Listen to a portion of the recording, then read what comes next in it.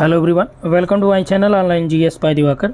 यहाँ पर देखिए हम लोग फिजिकल ज्योग्राफी के टेस्ट सीरीज को सॉल्व करेंगे। इसमें 25 प्रश्न है और ये टोटल आपको 8 सेट कराए जाएंगे, जिसमें 2 सेट हमने अभी आप लोगों को कराए हैं।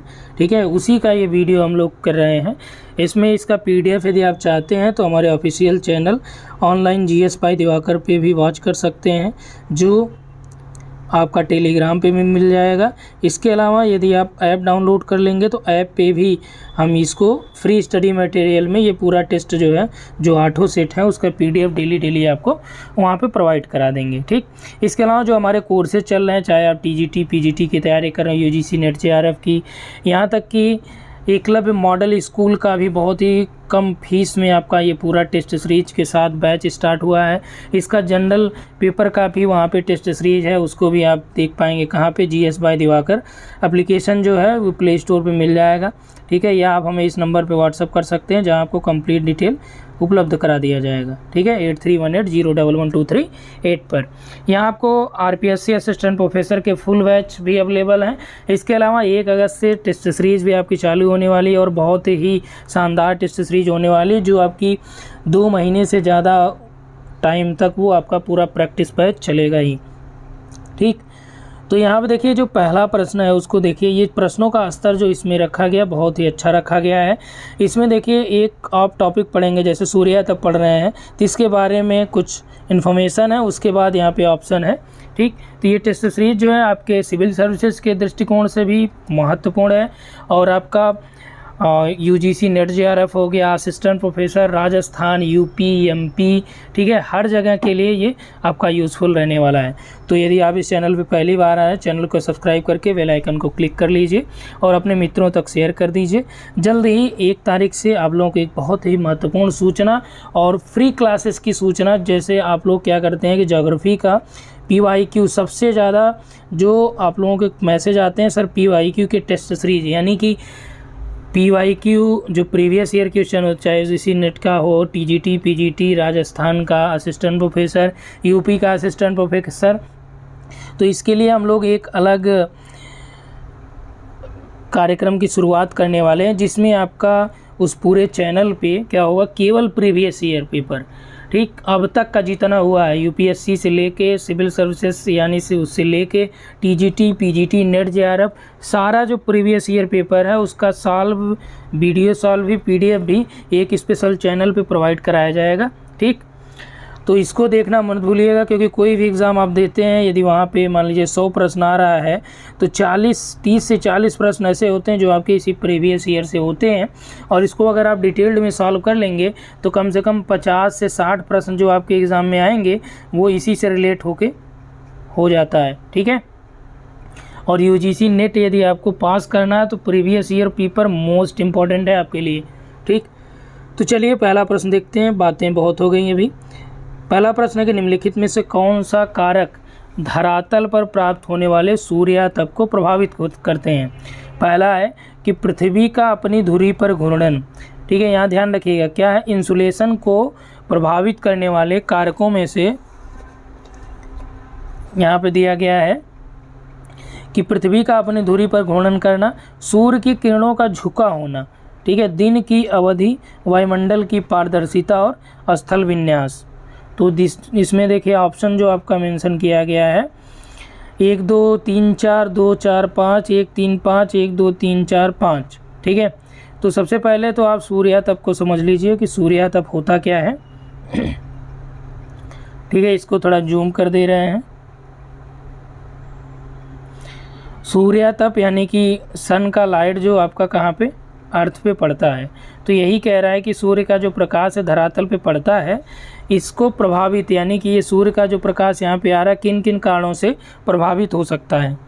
ठीक, पहला तो ये कह रहा है कि पृथ्वी का अपनी धुरी पर घूर्णन करना, तो जाहिर सी बात है कि पृथ्वी जब अपनी धुरी पे घूर्णन करेगी तो इससे क्या होगा कि जो सनलाइट है उसमें डिफरेंसेस होंगे। डिफरेंसेस का मतलब कि धरातल पे जो सूर्यातप क्या होगा, धरातल को प्राप्त होने वाली सूर्य की मात्रा जो होती है। ठीक है, तो धरातल जैसे अब घूर्णन ये कर रहा है तो यहाँ पे मान लीजिए अलग एनर्जी प्राप्त हुई, यहाँ पे अलग हुई। ठीक, तो ये होता है यहाँ पे। इसके अलावा जो किरणों का झुकाव कह रहा है, सूर्य की किरणों का झुकाव, ठीक। तो ये क्या करता है, अक्षांशों पे निर्भर करता है। जैसे आप पृथ्वी की हम लोग बात करें तो 0 डिग्री इक्वेटर पे जो है हमेशा किरणें क्या होती हैं, सीधी पड़ती हैं। तो जब किरणें सीधी पड़ेंगी तो दूरी क्या होगी, कम तय करनी होगी। तो जब कम दूरी तय करनी होगी तो टेम्परेचर क्या होगा, ज़्यादा होगा। अब यही आप पोल्स की तरफ की बात करेंगे तो यहाँ पे ज़्यादा दूरी तय करनी पड़ेगी, किरणें क्या हो जाएंगी, तिरछी हो जाएंगी। और ज़्यादा दूरी करने पे क्या होगा, टेम्परेचर जो है धीरे धीरे कम हो जाएगा।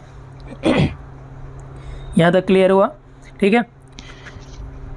इसके अलावा देखिए दिन की अवधि की बात कर रहा है, तो दिन की अवधि भी इसको प्रभावित करता है, क्योंकि जो ज़्यादा दिन होता है, जैसे आप मई जून की बात करेंगे तो यहाँ पे दिन की अवधि जून में बढ़ जाती है।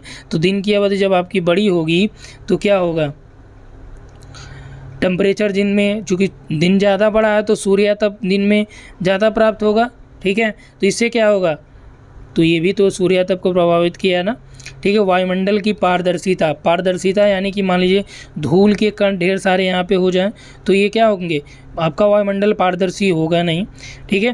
तो जब धूल के कण ज़्यादा हो जाएंगे तो जो सनलाइट आएगी कुछ तो वो भी तो लेंगे, एब्जॉर्ब करेंगे। तो उससे क्या होगा कि धरातल पे सूर्य तप की मात्रा जो है कम हो जाएगी, ठीक। और इसके अलावा देखिए जो दिया गया है यहाँ पे स्थल का विन्यास,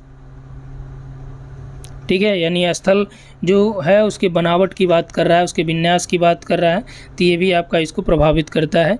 अब मान लीजिए जलीय भाग हो गया, स्थलीय भाग हो गया, दलदली क्षेत्र है, ठीक। तो ये अलग अलग यहाँ पे, तो इस आधार पे आपका विकल्प नंबर डी हो जाएगा 1 2 3 4 5, ठीक है।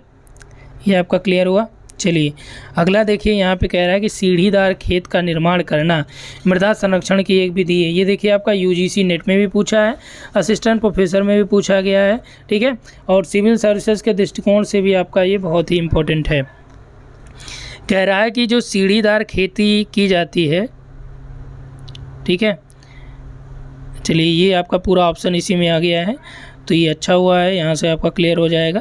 सीढ़ीदार खेती का निर्माण करना यानी टेरेसिंग, सीढ़ीदार खेती, ये मान लीजिए कि जो आपका पर्वतीय ढाल होते हैं वहाँ पे ये बनाई जाती हैं। तो मृदा संरक्षण की एक विधि है, इसका उपयोग किया जाता है। पहला कि अवनालिका अपरदन को रोकने और उनके निर्माण को नियंत्रित करने के लिए, ठीक है। कह रहा है कि जो अवनालिका अपरदन है उसको रोकने के लिए और उनके निर्माण को नियंत्रित करने के लिए जो टेरेसिंग की जाती है। दूसरा है कि रेत के टीलों के प्रसार से कृषि योग्य भूमि को बचाने के लिए। तीसरा है बंजर भूमि का पर पवन और जल के प्रभाव को कम करने के लिए। चौथा भूमि पर बिना अपरदन के सतही अपवाह को सुनिश्चित करने के लिए,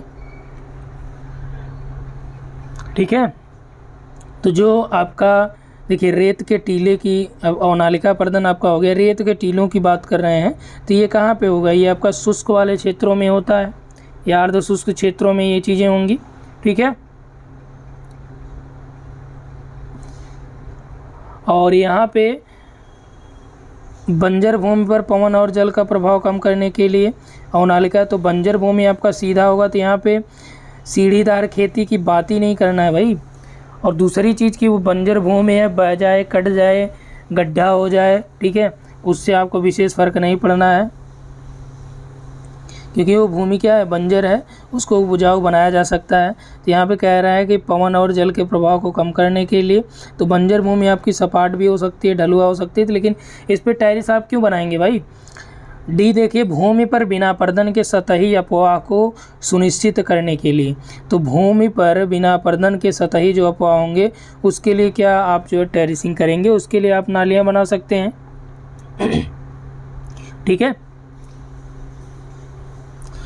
तो यहाँ पे देखिए सीढ़ीदार खेती का निर्माण जो है अवनालिका अपरदन को रोकने के लिए और उनके निर्माण को नियंत्रित करने के लिए ये किया जाता है। और ये सीढ़ीदार खेती का निर्माण जो है मृदा संरक्षण की एक विधि भी है। इससे क्या होता है कि जो ढाल वाली भूमि होती है उस पर वर्षा, जैसे अब यहाँ पे बारिश होगी, अगर ये अवनालिका का मतलब कि सीढ़ीदार खेती में जैसे यहाँ पे क्या होता है, एक मेड़ी बना दी जाएगी और मेड़ी जो है इसके लेवल से ऊंची होगी, तो जल जो यहाँ पे भरेगा, ठीक है, जो अपने साथ मिट्टी लाएगा वो यहीं पे जमा कर देगा।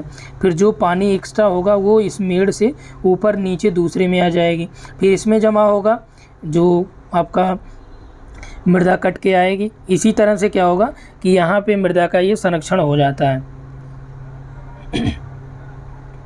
तो इसमें वर्षा का जल को जो है धीरे धीरे एकत्रित किया जाता है। एकत्रित का मतलब कि जैसे मान लीजिए ये खेत है, इधर चारों ओर आप मेड़बंदी किए हैं, तो जो नीचे की तरफ है इसमें मेड़बंदी हम लोग क्या करेंगे, ज़्यादा करेंगे। और जब मेड़बंदी ज़्यादा करेंगे तो जो जल यहाँ पे भरेगा तो ये इसके साथ जो मिट्टी आएगी ये इसमें क्या करेगा, जमाव करेगा, उसके बाद दूसरे में आ जाएगा। तो इसी तरह से क्या होता है, आपका मृदा संरक्षण होगा। ठीक, इसमें ऑप्शन 1 आपका राइट हो जाएगा। दूसरा देखिए, तीसरा प्रश्न है, कह रहा है कि भारत में जो लाल मृदा है इसका निर्माण हुआ है। चलिए इससे क्या होगा, देखिए आपने मृदा संरक्षण में कई चीज़ें क्लियर कर लिया। अब आप लाल मिट्टी के बारे में जान लीजिए।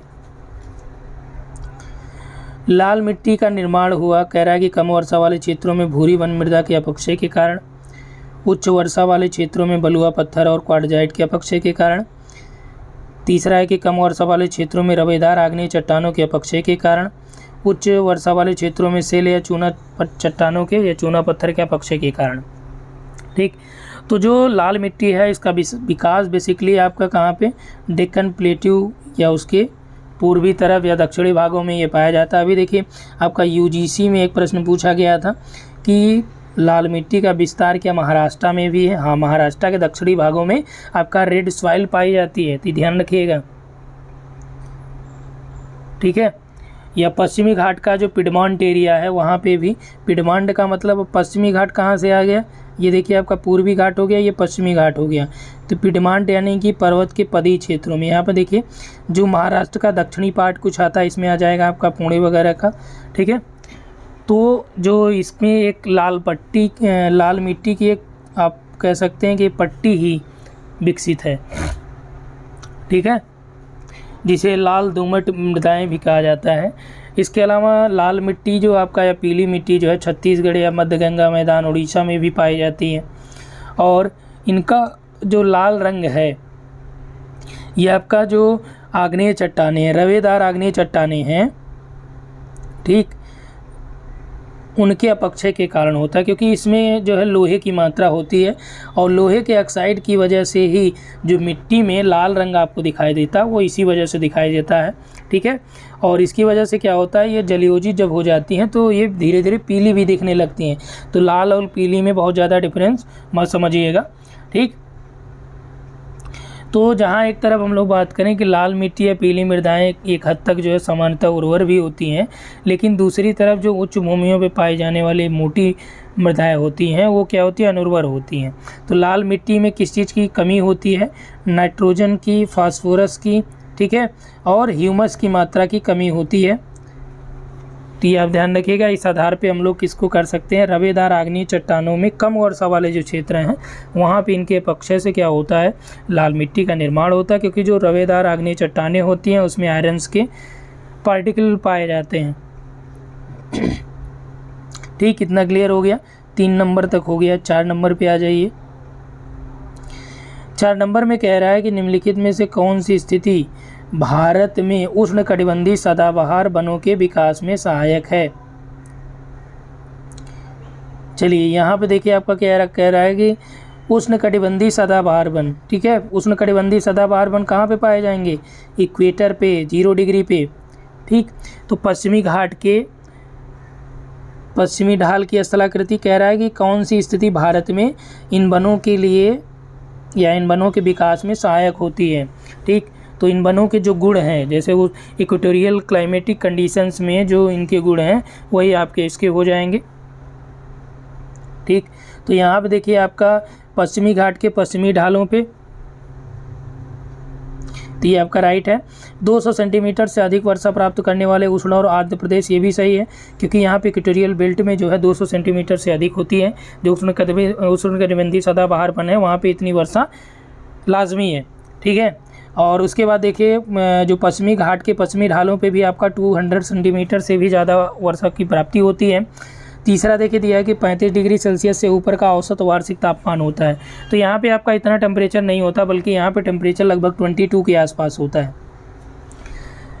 इतना टेम्परेचर क्यों नहीं होगा ये भी समझ लीजिए, क्योंकि यहाँ पे जैसे मान लीजिए इक्वेटर पे आपका ये पाया जाता है, तो वर्षा ज़्यादा होगी, तो वर्षा के टेम्परेचर ज़्यादा रहेगा, तो टेम्परेचर ज़्यादा रहेगा तो वर्षा भी ज़्यादा यहाँ पे होगी, क्योंकि यहाँ पे जो वर्षा होती किस प्रकार की होती है, वो संवहनीय प्रकार की वर्षा होती है, ठीक है। और ज़्यादातर जो वर्षा इक्वेटोरियल बेल्ट में होती कब होती है, दोपहर के बाद के समय में होती है, ठीक। तो यहाँ पे 1 और 2 ऑप्शन ये आपके क्या हो गए, राइट हो गए। और नेक्स्ट देख लीजिए यहाँ पे 5 नंबर में दिया है कि,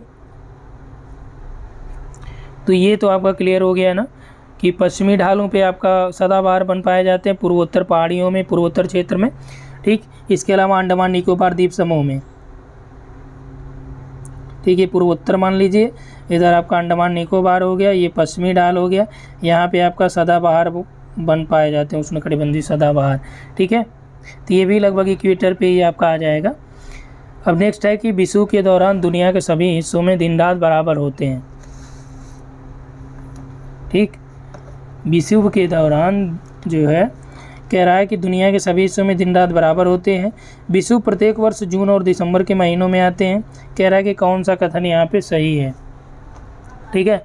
विषुव यानी कि इक्विनॉक्स की बात कर रहा है, तो विषुव का अर्थ इससे ये है कि दिन और रात्रि समान होने से यहाँ पे है कि जैसे 21 मार्च और 21 सितंबर को दुनिया के सभी हिस्सों में दिन और रात क्या होते हैं, बराबर होते हैं। तो पहला तो ये कथन सही है, ठीक, पहला कथन सही है, क्योंकि विषुव के दौरान जो आपका इक्विनॉक्स होता है, ठीक, तो प्रत्येक वर्ष 2 दिन जो है सूर्य की किरणें विषुवत वृत्त पर सीधी पड़ती हैं।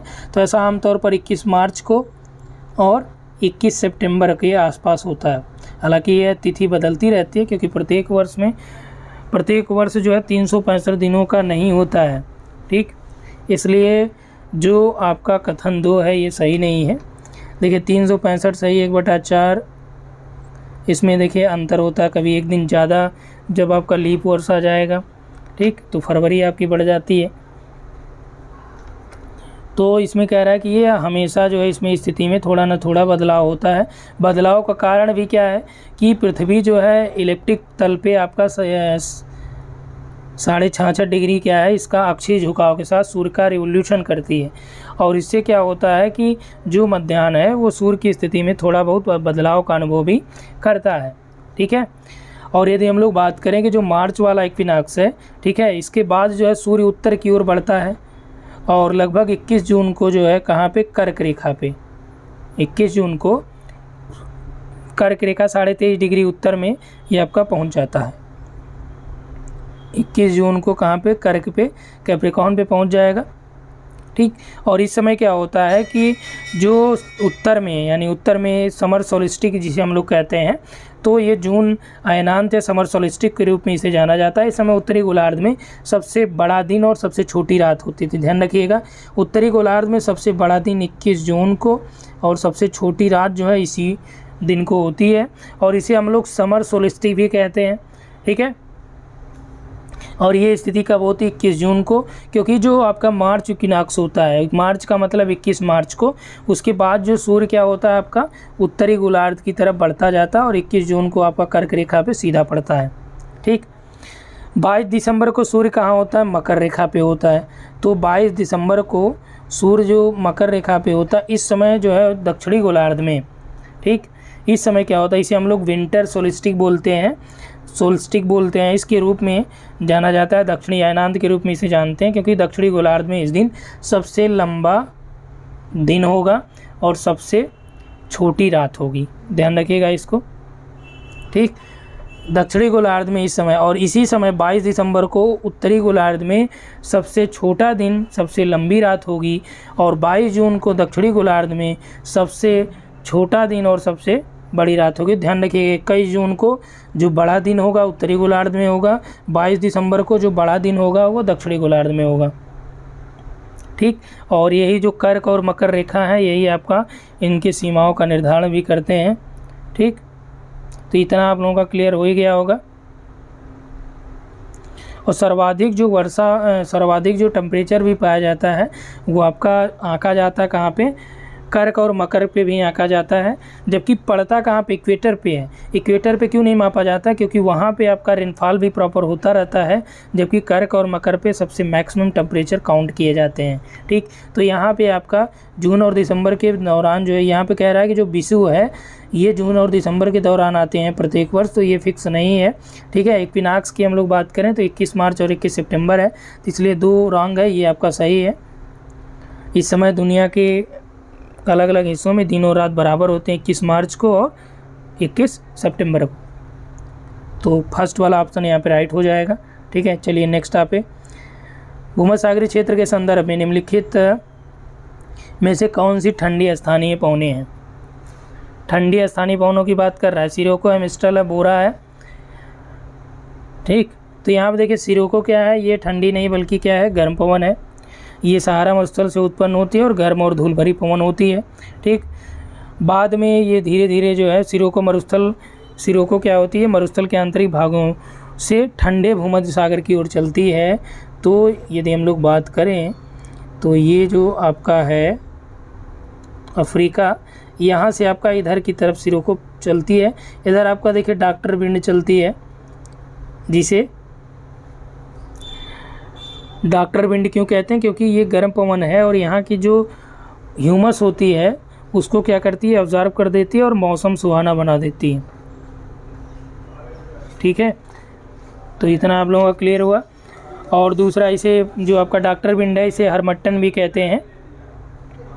ठीक, और यहाँ पे देखिए दूसरा जो दिया गया मिस्ट्रल है, तो मिस्ट्रल जो है ये भूमध्य सागर के उत्तर से आने वाली ठंडी पवन होती है। तो यहाँ पे देखिए अगर भूमध्य सागर हम लोग मान लें तो इधर से उत्तर की ओर से आने वाली मिस्ट्रल जो है ठंडी पवन होगी।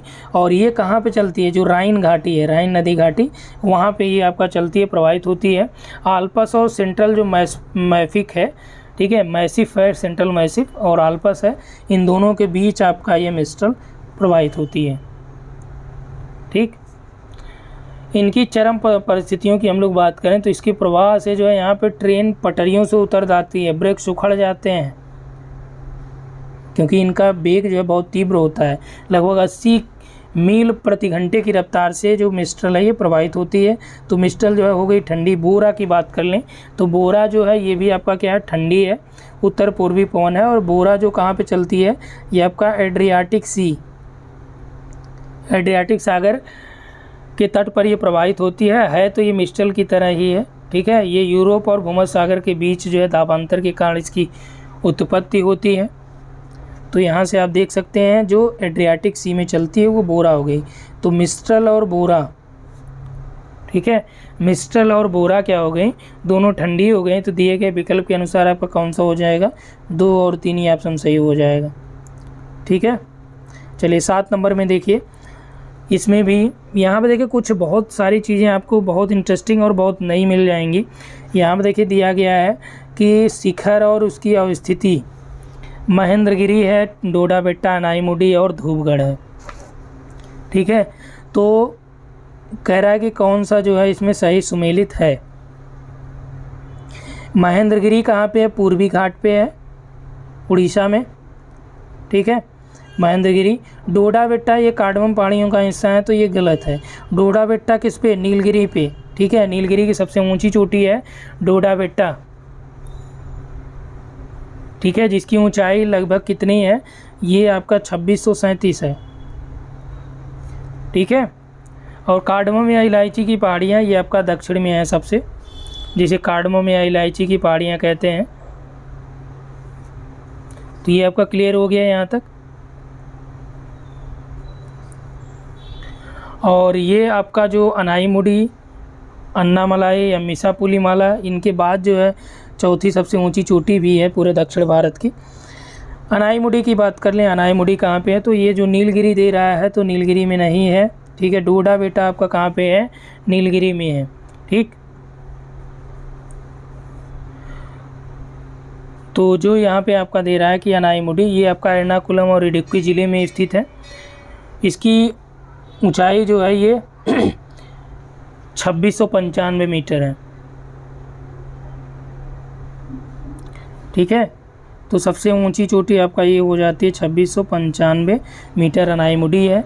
ठीक है, धूपगढ़ जो आपका ये महादेव पहाड़ी में है, तो बेसिकली जो आपका धूपगढ़ पड़ता है ये आपका सतपुड़ा वाले रेंज के अंतर्गत जो महादेव पहाड़ी है उसी का उच्चतम बिंदु है। ठीक है, तो ये मध्य प्रदेश राज्य में स्थित है और नर्मदापुरम जिले में यहाँ पे पंचमढ़ी जो है ये आपका इसी में स्थित है। लगभग 1350 मीटर इसकी ऊंचाई है। पंचमढ़ी हिल स्टेशन है जो आपका धूपगढ़ में। तो 1 और 4 ही यहाँ पे दोनों सही सुमेलित हैं, डोडा बेट्टा और अनाईमुडी है नहीं सुमेलित। ठीक है, तो जो आपका अनाईमुडी है ये कार्डमम पहाड़ी और अन्नामलाई पहाड़ी और पलनी पहाड़ी इन तीनों का जो संगम है, ठीक, यहाँ पे आपका एक है एराविकुलम राष्ट्रीय उद्यान नेशनल पार्क। ठीक है, उसी के दक्षिण में ये आपका स्थित है। कौन? अनाईमुडी यहाँ पे। तो इसमें आपका डी ऑप्शन राइट हो जाएगा। ठीक, अब साथ ही साथ यहाँ पे देखिए एक और क्वेश्चन यहीं पे देख लीजिए कि सीरियल से आते हैं हम लोग, 7 के बाद 8 पे आते हैं। यहाँ पे देखिए दिया है कि भारत के जलोढ़ मृदाओं के संदर्भ में कौन सा कथन सही है। पहला दिया कि ये मृदाएं जो है निक्षेपण होती हैं, यानी ये निक्षेपण मृदाएं हैं जिन्हें नदियों और सरिताओं द्वारा वाहित निक्षेपित किया जाता है, यानी उसको ला के ढो के यहाँ पे क्या किया जाता है, निक्षेप कर दिया जाता है उसका। ठीक, तो पहला तो ऑप्शन ये आपका सही है, क्योंकि जो जलोढ़ मृदा है इन्हीं से निक्षेपित होता है। इसी के आधार पे हम लोग जलोढ़ को 2 पार्ट में डिवाइड करते हैं, एक आपका खादर और एक आपका बांगर। ठीक है, जहाँ पे प्रायः बाढ़ का पानी पहुँचता है वो खादर हो गया, जो पुरानी जलोढ़ होती है वो आपका बांगर होती है। तो ये ज़्यादा उपजाऊ, ये कम उपजाऊ होती है। दूसरा देखिए दिया है सामान्यतः इनमें फास्फोरस की मात्रा अधिक लेकिन पोटास की मात्रा कम पाई जाती है। ठीक, तो जो जलोढ़ मृदाएं होती हैं इनकी संरचना कैसी होती है, बलुई होती है, चिकनी मिट्टी टाइप की होती हैं ये। तो इसमें पोटास की मात्रा अधिक होती है लेकिन फास्फोरस कम पाया जाता है। तो ये यहाँ पे क्या किया, उल्टा लिख दिया है। तो ये ध्यान रखिएगा, पोटास यानी कि के का सिंबल होता है, फास्फोरस यानी कि पी का होता है। तो ध्यान रखिएगा, जो के की मात्रा है, पोटास की मात्रा होती है वो जलोढ़ में ज़्यादा होती है, फास्फोरस की मात्रा जो होती है वो कम होती है। तो इसलिए दूसरा ऑप्शन रंग हो गया, पहला ही केवल यहाँ पे आपका सही है। चलिए 9 नंबर देख लीजिए। विश्व में ज्वालामुखी के वितरण के संदर्भ में निम्नलिखित कथनों पर विचार कीजिए। यहाँ पे देखिए दिया है कि माउंट कैमरून पूर्वी अफ्रीकी भ्रंश घाटी में स्थित एक सक्रिय ज्वालामुखी है। ठीक, माउंट कैमरून जो है ये आपका कह रहा है सक्रिय ज्वालामुखी है, तो ये आपका राइट है। कहाँ पे है ये? भ्रंश घाटी में है। ठीक, इसे अन्य नामों से भी जाना जाता है। रिपब्लिक ऑफ कैमरून में गिनी की खाड़ी के निकट ये आपका स्थित होता है। कौन सा? Mount Cameroon. ठीक, और ये माउंट कैमरून जो है मध्य अफ्रीका या ऊपरी जो सहारा है, ठीक है, वहाँ से आपका सबसे ऊंची चोटी के रूप में भी आपका ये स्थित है। तो ज्वालामुखी का वितरण की हम लोग बात करें तो इसमें कई पेटियाँ सरकम पैसिफिक बेल्ट आपकी है, जो भूकंप की आपका परिप्रशांत महासागरीय पेटी है। ठीक है, और यहाँ पे दूसरा देखिए माउंट किलिमंजारो पश्चिम एशिया में स्थित एक मृत ज्वालामुखी है। माउंट किलिमंजारो, तो किलिमंजारो जो आपका है ये कह रहा है कि अफ्रीका में ज्वालामुखी जो पूर्वी अफ्रीकी भ्रंश घाटी में पाए जाते हैं, जिसमें आपका माउंट किलिमंजारो है, माउंट केन्या है। ठीक है, और जो किलिमंजारो कहाँ पे है ये आपका पर्वत? तंजानिया में। ठीक, और ये अफ्रीका का सबसे ऊंचा पर्वत भी है, ध्यान रखिएगा। माउंट किलिमंजारो लगभग ये आपका 5900 मीटर इसकी ऊंचाई है। ठीक, लगभग इतना मीटर ये ऊंचा है, और इसके चारों ओर कोई स्पेशल रूप से कोई आपका पर्वत भी स्थित नहीं है। इसे स्ट्रेटो ज्वालामुखी भी कहा जाता है। ठीक, स्ट्रेटो ज्वालामुखी का मतलब ये हो गया राख, लावा या चट्टानों से निर्मित जो बड़े ज्वालामुखी हैं उनके लिए आपका स्ट्रेटो ज्वालामुखी जो वर्ड होता है उसका यूज किया जाता है। ठीक, यहाँ पे 3 शंकु हैं, कीबो, मैकेंजी और सीरा। ठीक है, कीबो इस पर्वत का शिखर है और 3 ज्वालामुखी शंकु जो हैं इसके सबसे ऊंचे स्थिति को ये बताते हैं। तो थर्ड ऑप्शन देखिए, अधिकांश ज्वालामुखी गतिविधियाँ समुद्र के नीचे घटित होती हैं। तो कह रहा है कि जो अधिकांश ज्वालामुखी गतिविधियां हैं वो समुद्र के नीचे ही घटित होती हैं। तो ये ज़रूरी नहीं है कि समुद्र के नीचे ही घटित हों, जो आपके प्लेट बाउंड्री होते हैं।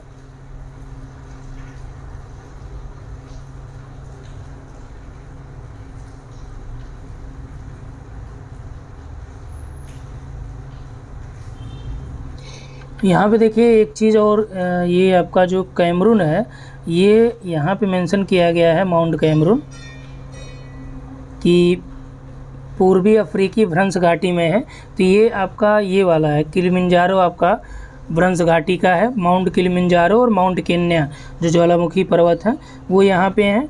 और जो आपका माउंट कैमरून है ये पश्चिम एशिया में आ जाएगा, या मध्य अफ्रीका या जो सहारा का पश्चिमी पार्ट है, ठीक है, इनके बीच ये आ जाएगा। यानी कि उत्तरी कैमरून और नाइजीरिया के बीच जो प्राकृतिक सीमा, नेचुरल बाउंड्री बनाएगा। तो यहाँ पे जो पूछा है कि कौन सा कथन सही नहीं है, ठीक है। तो हालांकि जो ये स्टेटमेंट आपको बताया गया ये सक्रिय ज्वालामुखी है माउंट कैमरून, लेकिन ये आपका लोकेशन इसकी भ्रंश घाटी में नहीं है, ठीक। इसके पहले हमने आई थिंक शायद ये बताया आपको।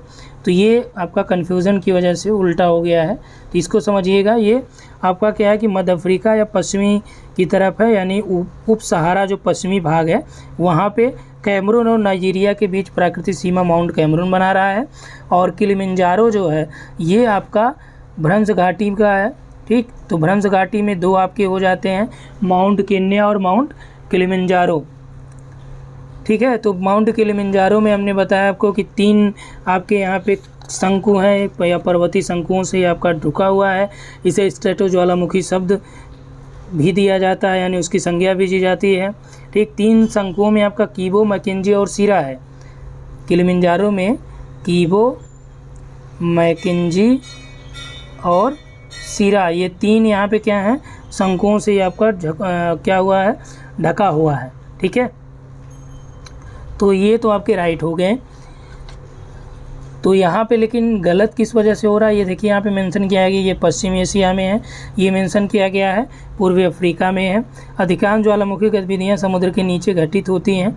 तो जो सबसे ज़्यादा जो भूकंप आते कहाँ पे आते हैं, सरकम पैसिफिक बेल्ट में आते हैं। लगभग 70% भूकंप या ज्वालामुखी आपके यहीं पे आएंगे। तो इसलिए आपका 3 नंबर का कथन सही है, ठीक। क्योंकि यहाँ पे क्या है कि प्लेट बाउंड्रियाँ जो है ढेर सारी हैं, प्लेट सीमाएं हैं, और इसीलिए इसको ज्वालामुखी आने की वजह से पैसिफिक रिंग ऑफ फायर कहते हैं। अग्नि वलय भी कहा जाता है प्रशांत का, या प्रशांत वलय के नाम से भी जाना जाता है। तो तीसरा वाला राइट हो जाएगा। 1 और 2 रॉन्ग हो जाएंगे। किस कारण से रॉन्ग हो रहे हैं, ये आपका पूर्वी अफ्रीका भ्रंश घाटी की जगह यहाँ पे आपका मध्य अफ्रीका या कैमरून नाइजीरिया की सीमा या उप सहारा पश्चिमी अफ्रीका लिखा होता तो ज़्यादा सही होता। माउंट किलिमंजारो में पश्चिम एशिया की जगह आपका लिखा होता पूर्वी अफ्रीकी भ्रंश घाटी, ठीक है। तो ये आपका पश्चिम एशिया नहीं बल्कि अफ्रीका की मैं बात कर रहा हूँ। तो इन चीज़ों में देखिए इसमें थोड़ा सा कन्फ्यूज़न है, क्योंकि ये फिर से देख लीजिए इसको, कैमरून जो पूर्वी अफ्रीका भ्रंश घाटी लिखा है ये कहाँ पे हो जाएगा, मध्य अफ्रीका, ठीक। तो इस वजह से ये रंग हो जाएगा। और यहाँ पे पश्चिम एशिया, एशिया में है नहीं, ये अफ्रीका में है, और अफ्रीका में कहाँ पे, भ्रंश घाटी में पड़ता है ये, ठीक है। तो इस वजह से ये रंग हो जाएगा, ये आपका राइट हो जाएगा। तो यहाँ पे पूछा कौन सा रंग है, तो 1 और 2 यहाँ पे रंग है, ठीक। तो इस तरह से कोई किसी भी प्रश्न में आपको डाउट लगे तो निश्चित तौर पे बता दिया करिए, ठीक। उसको मैं दोबारा से आपको वहाँ पे मेंशन कर दूँगा, क्योंकि यहाँ पे बताते समय क्या होता है कभी कभी कन्फ्यूज़न हो जाती है, तो ये डाउट्स हो जाते हैं। तभी वही मैंने यहाँ पे देखा कि मैं पश्चिम एशिया को अफ्रीका समझ रहा था। तो यहाँ पे देखिए 10 नंबर का कि हाल ही में संस्कृति मंत्रालय ने वर्ष भर संत सेवालाल महाराज की जयंती मनाने की घोषणा की है। ये किस समुदाय के आध्यात्मिक गुरु, देखिए ये आपका जो है सोशल और कल्चरल ज्योग्राफी का भी क्वेश्चन इसमें ऐड हो गया है। तो ये किस समुदाय के जो है कह रहा है कि आध्यात्मिक गुरु हैं, तो इसमें डायरेक्ट आप आंसर देख लीजिए, ठीक है। ये बंजारा समुदाय के आध्यात्मिक गुरु रहे हैं। और नेक्स्ट है निम्नलिखित गैसों को वायुमंडल में उनकी हिस्सेदारी के क्रम में घटते क्रम में व्यवस्थित करिए। ये देखिए बहुत ही इंपॉर्टेंट है, हर बार ये पूछा जाता है, तो आज यहाँ पे ये रट लीजिए पूरा। पृथ्वी के द्रव्यमान का ये पूरा एक स्पेशल पार्ट होते हैं, अभिन्न अंग भी होते हैं। कुल द्रव्यमान का 90% भाग जो है, 99% भाग जो गैसों का ही होता है, ये 32 किलोमीटर की ऊंचाई पे पाया जाता है, पहले ही आप लोगों को बताया गया है। और इसमें दिया है कि कार्बन डाइऑक्साइड यानी CO2 की मात्रा, तो CO2 की मात्रा जो होती है ये 0.03 होती है, ठीक है, 0.03 होती है। और ऑक्सीजन जो इसमें पाया जाएगा कितना है, ये आपका लगभग 21% पाया जाता है। हाइड्रोजन जो पाया जाएगा वो कितना होता है, हाइड्रोजन लगभग आपका बहुत मिनिमम 0.0005, ठीक है। और इसके अलावा आर्गन की हम लोग बात करें तो आर्गन लगभग आपका ये 1% के बराबर पाया जाता है, यानी 0.93 के आसपास पाया जाता है। तब इसमें कह रहा है कि घटते हुए क्रम में, यानी सबसे बड़ा, उससे छोटा, उससे छोटा, उससे छोटा, तो सबसे बड़ा कौन सा हो जाएगा, ऑक्सीजन हो गया, ठीक है। उससे छोटा कौन सा हो गया, आर्गन हो गया। फिर इससे छोटा कौन सा हो गया आपका, कार्बन डाइऑक्साइड हो गया। और सबसे छोटा आपका हाइड्रोजन हो गया, ठीक। तो इस हिसाब से आपका कौन सा हो जाएगा, 2 हो जाएगा, 4 हो जाएगा, और आपका 1 हो जाएगा, और 3 हो जाएगा, 2 4 1 3। तो बी ऑप्शन यहाँ पे आपके क्या हो जाएंगे, राइट हो जाएंगे, ठीक है।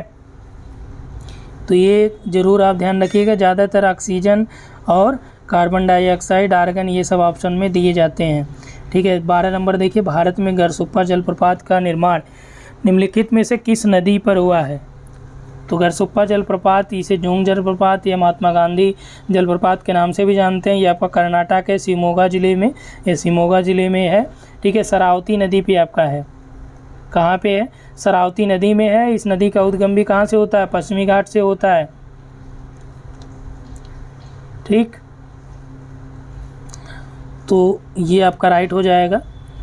अन्य जो महत्वपूर्ण जलप्रपात हैं, सबसे ऊंचा जलप्रपात पहले इसको माना जाता था, अभी क्या है कि कुंचिकल है।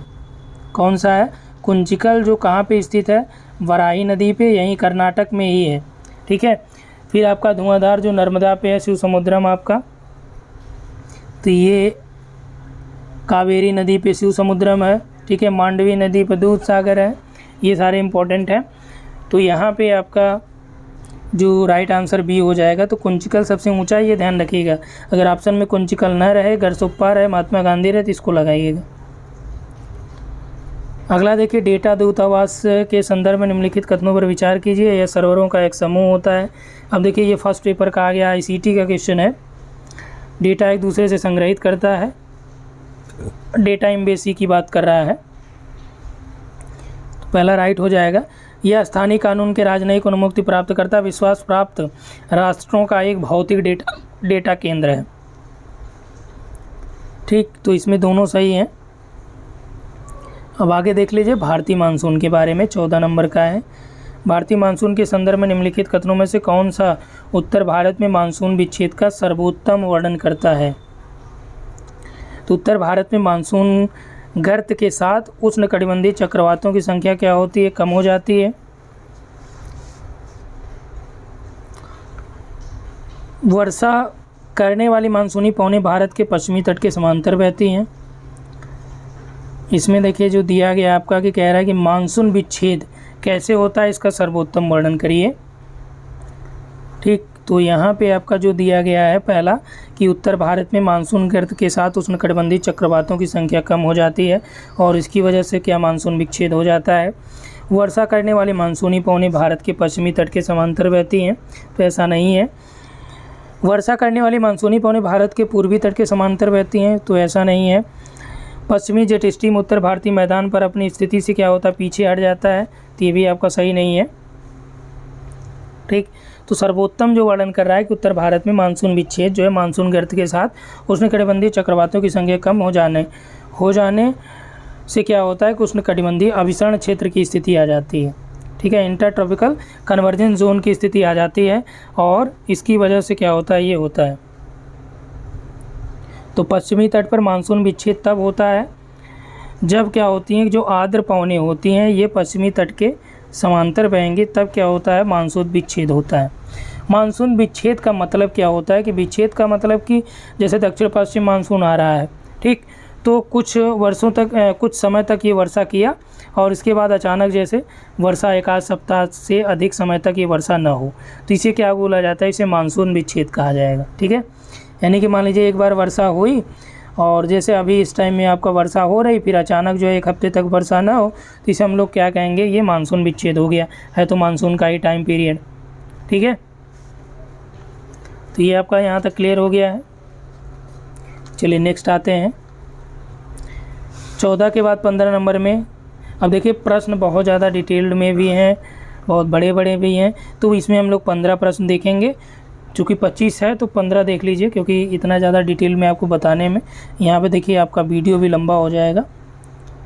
ठीक, ये वन दिया है 15 नंबर की, ये वन देश के उन भागों में मिलते हैं जहाँ वर्षा 70 से, अब देखिए वन की विशेषताओं के बारे में बताया गया है और इससे क्या होगा, आपका जो जलवायु, ये आपका जो इन्वायरमेंट वाला टॉपिक एक हो जाएगा क्लियर यहाँ से। जिस भी वन के बारे में इतना ज़्यादा डिटेल आपको पढ़ना पड़े, ठीक, कह रहा है कि 70 से 100 सेंटीमीटर वर्षा होती है।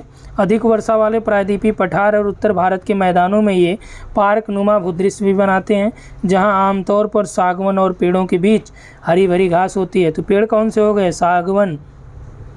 ठीक, पार्कलैंड की बात कर रहा है। शुष्क ऋतु शुरू होते ही इन पेड़ों के पत्ते क्या होते हैं, पत्ते जो है झड़ जाते हैं। तो ये किस प्रकार के वनों की विशेषता है, घास के मैदानों के बीच जो है जो झड़े हुए पत्ते के बिना जो पेड़ खड़े होते हैं नग्न रूप में होते हैं। इन वनों में पाए जाने वाले मुख्य पेड़ों में कौन से, तेंदू, पलास, अमलतास, बेल, खैर, एक्जलवुड इत्यादि हैं। अब ये जो पूरा विशेषता बताई गई ये किन वनों के बारे में बताई गई। ठीक, पहला दिया आर्द्र पर्णपाती वन, शुष्क पर्णपाती वन, आर्द्र सदाबहार वन, ठीक, या उष्णकटिबंधीय कांटेदार वन। तो राइट आंसर क्या हो जाएगा यहाँ पे आपका, शुष्क पर्णपाती वनों की ये विशेषता है जहाँ पे 70 से 100 सेंटीमीटर के बीच वर्षा होती है। ठीक है, और यहाँ पे जो कांटेदार टाइप के वन भी मिलते हैं। जो आर्द्र पर्णपाती हैं यहाँ पे कांटेदार नहीं होंगे, जबकि जो शुष्क पर्णपाती हैं यहाँ पे जो वृक्ष अपने पौधे से क्या करते हैं, पत्तियाँ भी गिरा देते हैं। सागौन और अन्य पेड़ों के बीच घरी घरी घास जो पार्कनुमा कह रहा है, ये भी आपका शुष्क पर्णपाती वाले क्षेत्रों में भी मिलेंगे। मैदानी क्षेत्रों में आप बात करें तो यूपी में भी ये चीज़ें देखने को मिल जाएगी, बिहार में भी देखने को मिल जाएगी। ठीक है, राजस्थान के पश्चिमी या दक्षिण पश्चिमी भागों में जो कम वर्षा वाले क्षेत्र हैं वहाँ पे भी आपका इस तरह के वन देखने को मिलेंगे। ठीक, तो ये आपका क्लियर हो गया कि शुष्क पर्णपाती वन की क्या विशेषता होती है, तो अब आप इसको रॉन्ग नहीं करेंगे। ठीक है, तो यहाँ पे हम लोग 15 प्रश्न को ही देखते हैं और इसके अलावा जो हमने आपको बताया कि जल्दी आप लोगों के लिए एक बहुत ही गुड न्यूज़ रहेगा, जहाँ एक जगह पूरा आपका प्रीवियस ईयर के क्वेश्चन का कलेक्शन मिलेगा। ठीक, तो इसके लिए आपको ना तो अलग से किताबें की टेंशन रहेगी, ना तो आपको अलग से कहीं जाके देखने की टेंशन रहेगी।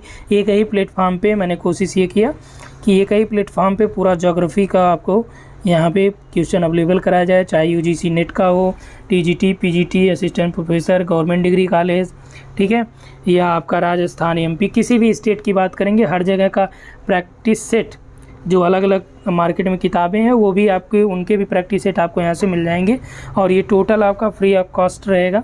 ठीक, और जो ऐप पे चल रहा है वो आप लोग देख सकते हैं, उसके कोई इशूज़ नहीं है। तो यहाँ पे इतना ही, थैंक्स फॉर वॉचिंग।